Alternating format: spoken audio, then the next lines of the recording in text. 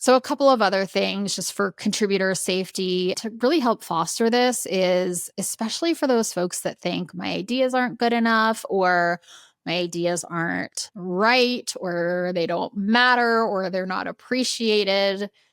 Starting brainstorming with like validation, the affirmation of like when people are bringing those things to the table, just recognize it, acknowledge it, like appreciate it.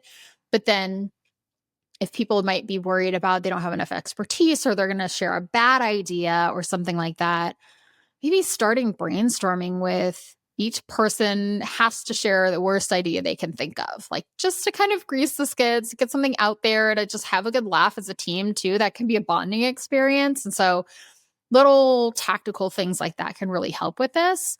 Also, to encourage everybody to contribute, thinking about creating systems where there's like equal airtime in the room for everybody, that like the loudest, fastest talker in the room isn't always getting all of the airtime or all of the attention for their ideas. Because when that happens, the folks that are going to be more withdrawn are not going to bring their ideas to the table, are not going to say anything. And so creating some systems in your meetings for equal contribution or equal airtime. Maybe that's as simple as a round robin and having everybody be able to share, or giving people a minute or 2 minutes or 3 minutes to jot down ideas on a piece of paper before everybody starts shouting them out. Like that can also really help. They're really simple things that can help build more equitable contributions in a meeting.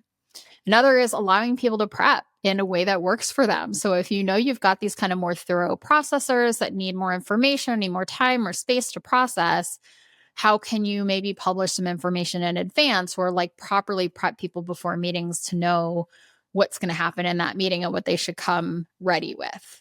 And then last, I think I said this 14 times, but I'm going to say it again, recognizing people's contributions and specifically doing it in a way that they like to be recognized. So a lot of times you might on your team have certain awards or shout outs or things like that. And some people really might love that and get a lot of fuel out of that.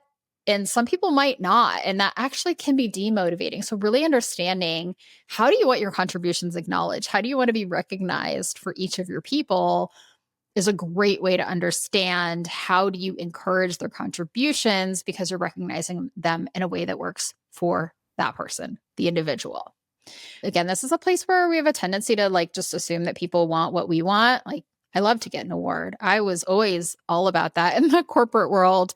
When I was in that chapter of my career, I'm like, put me on stage and give me an award. Like that would drive me for a year. Like it would fuel me. But a lot of people don't want that. And so I just, may have never asked the question. I've been like, of course, everybody wants this award. I want that award.